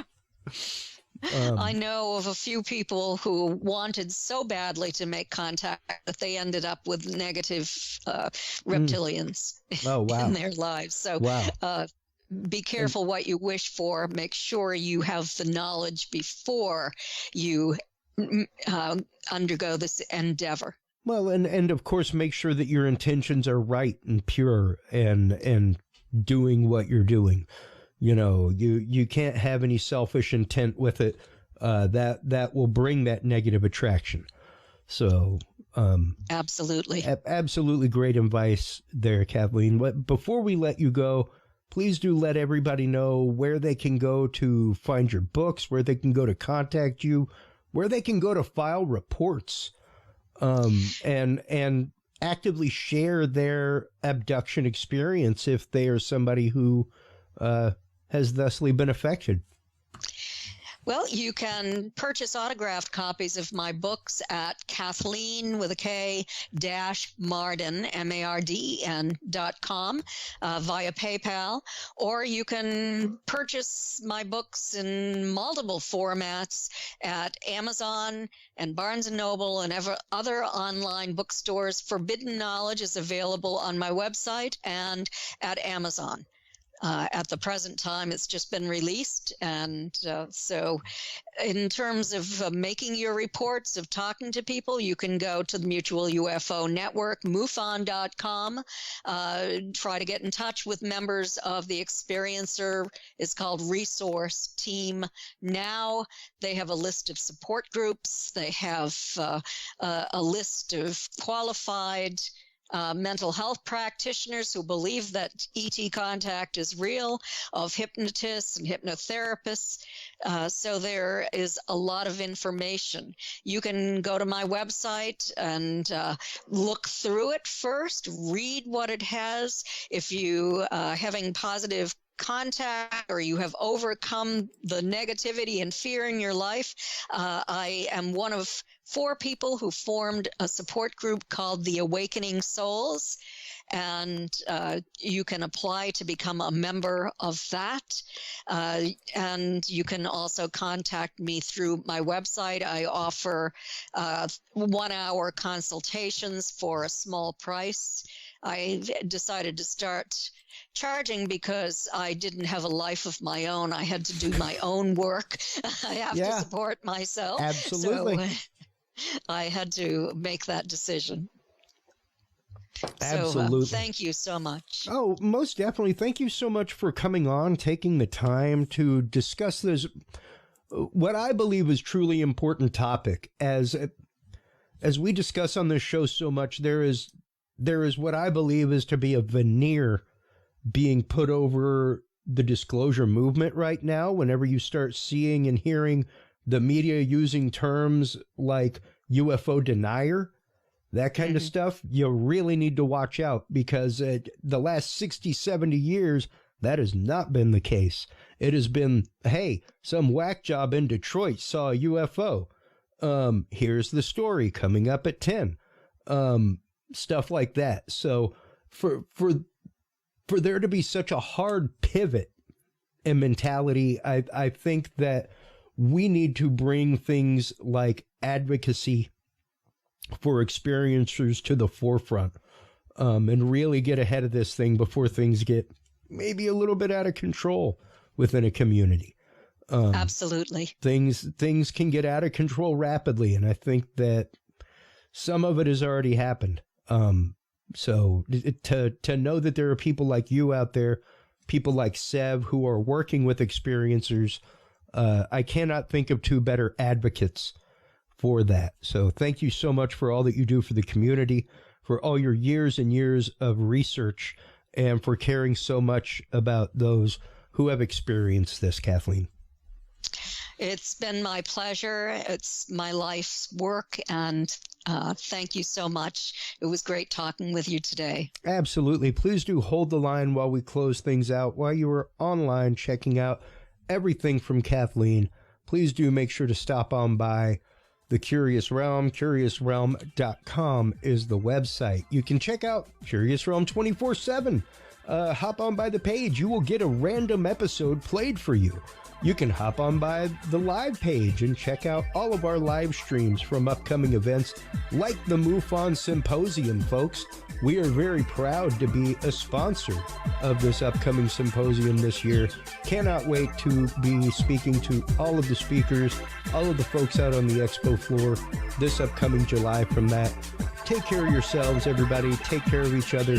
And remember, stay curious. We'll talk to you soon. Bye-bye. Thank you for tuning into this episode of The Curious Realm. Stay tuned for more guests, forbidden topics, and hidden truths. Download the official Curious Realm app and view the Knowledge Vault on our website, CuriousRealm.com. Follow us on social media by searching Curious Realm. Curious Realm is available on your favorite podcast services, as well as YouTube, Roku, Amazon Fire, and Apple TV through the APR TV app, available on all app markets. Curious Realm is a proud member of the HC Universal Network family of podcasts. For more great content or to become a sponsor of Curious Realm or other podcasts, visit hcuniversalnetwork.com today. Thanks for listening. Stay curious. And remember, the other side is always watching.